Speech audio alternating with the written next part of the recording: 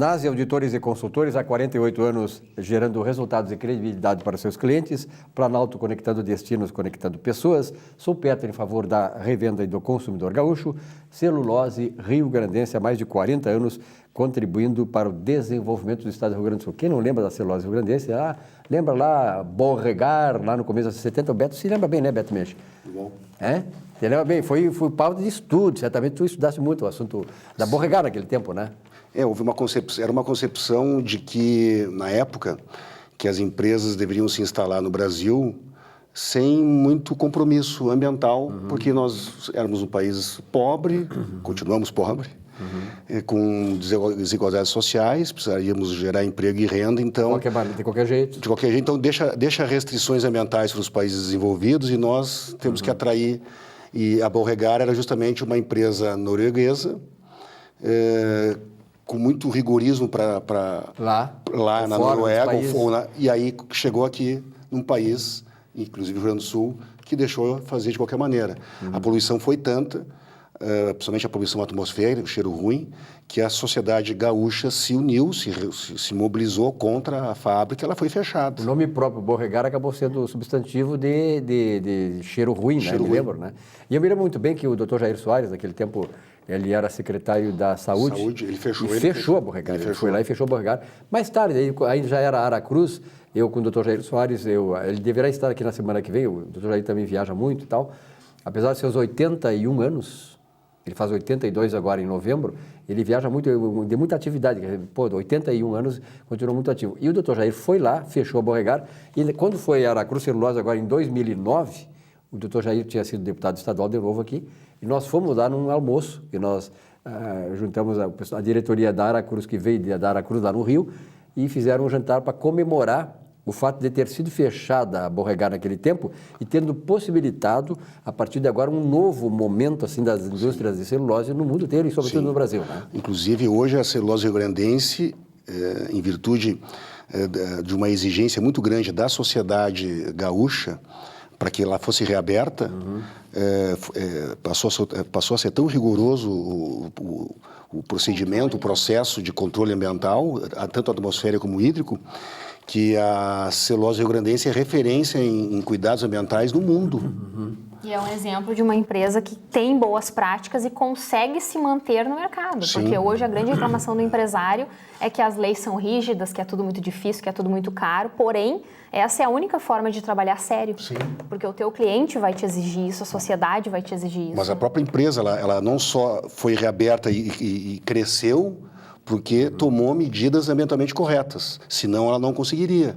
Então há um ganho econômico aí também, né? Óbvio. Então a gente tem que entender isso, nós falamos isso um dia, né? Isso é sustentabilidade. O que quer dizer o meio sustentável? Né? Tu tem que garantir o crescimento econômico, então geração de renda e emprego, mas garantindo a inclusão social, mas tu vai absorver a mão de obra local também, né? Até que ponto aquele empreendimento dá um ganho para a região num primeiro momento, mas pode afetar, então, são exemplos, pode afetar a pequena e média economia também, isso tem que ser analisado. E a proteção do meio ambiente, porque sem proteção do meio ambiente tu não tem garantia de saúde pública. Então, essa equação, economia, inclusão social e meio ambiente, é que é o desenvolvimento sustentável, é que se dá justamente a sustentabilidade. Mas, Beto, a questão energética é uma coisa importante. Quando aconteceu a Revolução Industrial no século XVIII, né, o carvão passou a ser uma alternativa energética, até porque naquele tempo, lá, 200 e poucos anos, ainda o carvão desfrutava de alguma coisa, o petróleo era muito inacessível, caro, enfim, já naquela época, e o carvão veio como uma grande solução, sobretudo na Inglaterra, nos Estados Unidos, Alemanha, lá na Holanda, etc. e tal. Mas hoje o Brasil tem várias alternativas energéticas, entre as quais a eólica, a hídrica, que ainda é muito bem aproveitada. O carvão tem futuro no Brasil? Espero que não. Porque ele não tem futuro em nenhum lugar do mundo. Se alguém E não há tecnologia possível capaz de fazê-lo, digamos assim, compatível com o cuidado do meio ambiente? Tem, só que o petróleo e o carvão, eles oferecem um grau tão alto de risco ao ser humano e ao meio ambiente, que por mais medidas que tu tome, tu não vai conseguir, tu vai poder minimizar o risco, mas não eliminar o alto risco, né? Então nós temos problemas graves com relação ao petróleo e ao carvão. A extração, já na extração começa a agressão ambiental, por mais cuidados que se tenha. Depois o transporte, o processamento disso, tu tem que refinar, tu tem que queimar, Né? Então, o ciclo de impacto é muito grande, por mais cuidados que se tenha. Então, se diz assim, mas nós estamos agora, aqui no Rio Grande do Sul, com uma planta alemã de cuidados dos efluentes. A Alemanha está desligando todas as suas termoelétricas a carvão. E foi justamente a Alemanha que introduziu a tecnologia ambientalmente correta para o carvão. Mas por que a Alemanha, que é a que mais domina a tecnologia de termoelétrica a carvão, está desativando? Porque a sociedade alemã entendeu o seguinte, nós não queremos mais energia nuclear, nós não queremos mais energia a carvão. Como é que tem lá ainda? Porque eles não conseguem desligar de uma hora para outra. Eles estão desligando aos poucos. Processo. Até 2050, toda a energia alemã vai ser gerada por sol ou vento. 100% da energia na Alemanha, até 2050, será por energia solar ou eólica. Alguma coisa está errada. Como é que os alemães estão buscando isso? Eles que cresceram com a nuclear e o carvão, e nós estamos optando, e continuamos optando e priorizando o petróleo, tá aí o pré-sal, e o carvão, que é toda a mobilização de alguns segmentos da sociedade gaúcha, dizendo o seguinte, mas o Rio Grande do Sul tem muito carvão, como é que a gente não vai usar o carvão? Bom, a gente também tem vento e também tem sol. Uhum. Mais do que carvão, nós temos vento e sol. Mas, Beto, já existe aqui, pelo que a gente percebe, uma consciência muito grande, não só no Brasil, mas no Rio Grande do Sul, né? Eu acho que foi aqui que o processo todo da criação ambientalista do Brasil aconteceu a partir do Rio Grande do Sul. Nós sabemos muito bem isso no começo da década de 70, aquele negócio do camarada na árvore, etc. e tal. E de lá consolidou e solidificou essa consciência. E eu não vejo como, né, o pessoal, os ambientalistas aqui, tu é um dos líderes ambientalistas aqui no Rio Grande do Sul, eles possam permitir que isso aconteça. Eu acho que a questão do carvão, a inviabilidade por questões ambientais está definitiva. Mas os ambientalistas, digamos assim, são muito poucos, né? Eles não têm força suficiente para reverter esse quadro. Eu, infelizmente, acho que não. É o exemplo do pré-sal. O pré-sal está aí. E foi uma escolha brasileira. E é interessante, como é que então países que... A Arábia Saudita é um dos países que mais investe em energia solar do mundo hoje. E é o rei do petróleo. Né?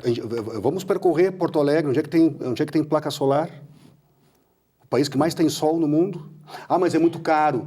Claro, porque a energia solar não é subsidiada e o carvão e o petróleo são subsidiados. É uma questão de subsídio. É questão de opção governamental. Mal ou bem, por que existem escolas públicas? Mal ou bem? Porque tem um subsídio. Uhum. Política habitacional, mal ou bem, o pouco que tem, como é que se consegue? Com subsídio. Tudo para se fazer tem que ter subsídio. Energia nem se fala, porque tu trabalha em escala. Então, toda a energia para funcionar, para ter resultados, tem que ter subsídio. Por que o carvão e o petróleo avançam no Brasil? Né? Principalmente o petróleo, porque tem subsídio. Por que a eólica, o vento, que é correta, essa está avançando? Porque essa passou a ser subsidiária. Então, nós temos um ponto positivo aí. Por que num determinado momento, o etanol cresceu no Brasil? Porque foi subsidiado. Por que parou? Parou de ser subsidiado. Uhum. Então, por que a solar é cara? Porque não é subsidiada.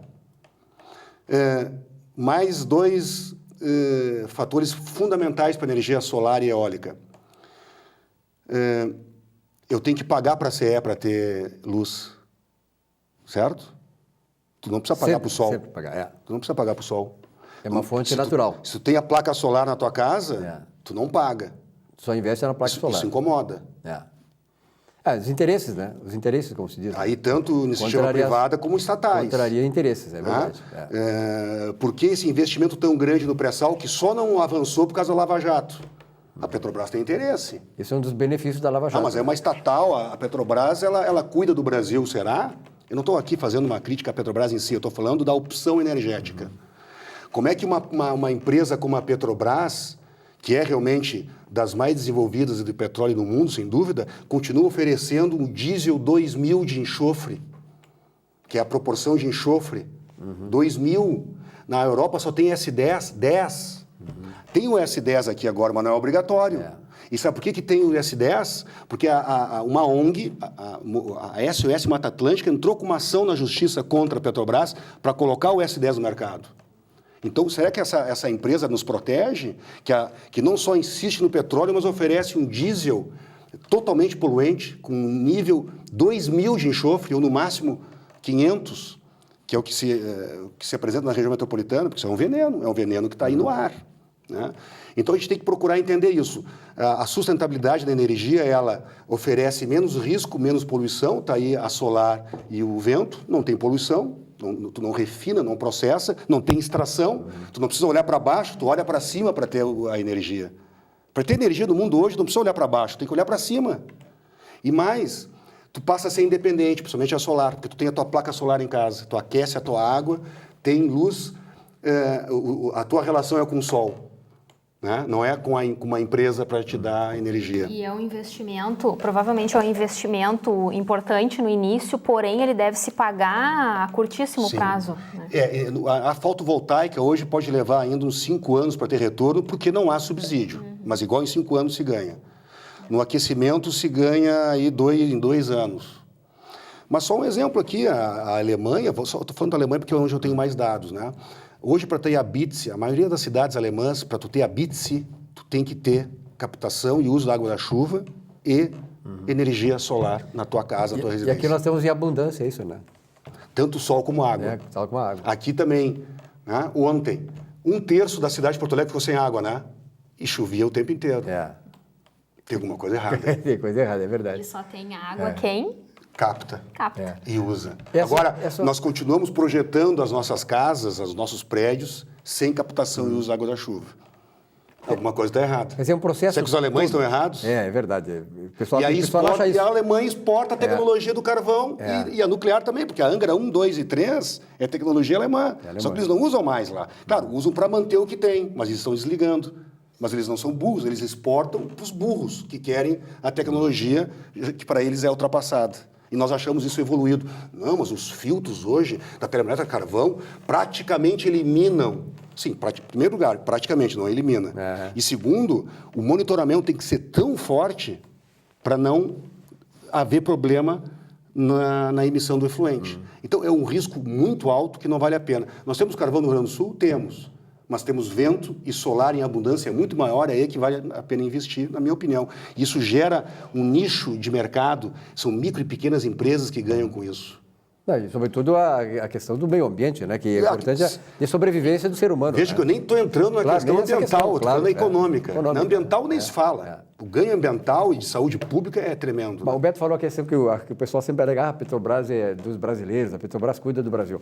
Pelo que se vê na Lava Jato, ela cuida muito bem de alguns brasileiros, não é verdade? Beto, obrigado pela tua presença aqui. Sempre é muito polêmica. E esse tipo de assunto que a gente traz aqui, né, Lília, é importante porque as pessoas têm que começar a pensar essas coisas. É para pensar, a gente provoca um pouquinho para isso. Veja bem, hoje eu fui no parque, como todo dia eu faço, eu fico horrorizado de ver as pessoas não têm um mínimo de respeito e de educação, jogam lixo, até aquela garrafa PET de 2 litros, atirada na rua. Quer dizer, é impressionante, quer dizer, esse Brasil tem que se reinventar, porque não tem como tu conseguir. Imagina se tu não consegue que as pessoas sejam educadas. Aí reclama que a cidade está suja ainda. Não, e ainda, sabe qual é a principal alegação que diz? Quando eu vou reclamar, quando às vezes eu vejo que a pessoa pode... Dizer, a prefeitura tem lixeiro para quê? Mas quer dizer, bota o lixo porque a prefeitura vai ter que pagar alguém para fazer isso. Não tem nada a ver uma coisa com a outra. Não, mas a prefeitura, para ocupar os garis, né? Quer dizer, então olha aqui, ó, se nós fôssemos educados e não precisássemos ter um DMLU pagando gari para tirar esse lixo, nós poderíamos carregar esse dinheiro para outro setor mais importante, saúde e educação. E dar emprego não para a pessoa ser gari, para ser outra coisa. Para ser outra coisa, eu não precisava de gari se nós cuidássemos disso. Então eu já nem faço isso, porque aí acaba tendo que brigar, né? Porque as pessoas elas são possuídas e acham que elas têm razão ainda. Sempre tem razão. A responsabilidade é sempre do outro. Sempre do outro. Esse é o problema do brasileiro de vitimização, de achar que os outros que têm culpa pelo nosso fracasso, pela nossa tragédia. Enfim, é isso aí. O Brasil um dia talvez, não sei se estaria aqui, né? Vai mudar e tem que mudar. E se não mudar, vai ser sempre essa porcaria que é aqui. Um rápido intervalo e já voltamos.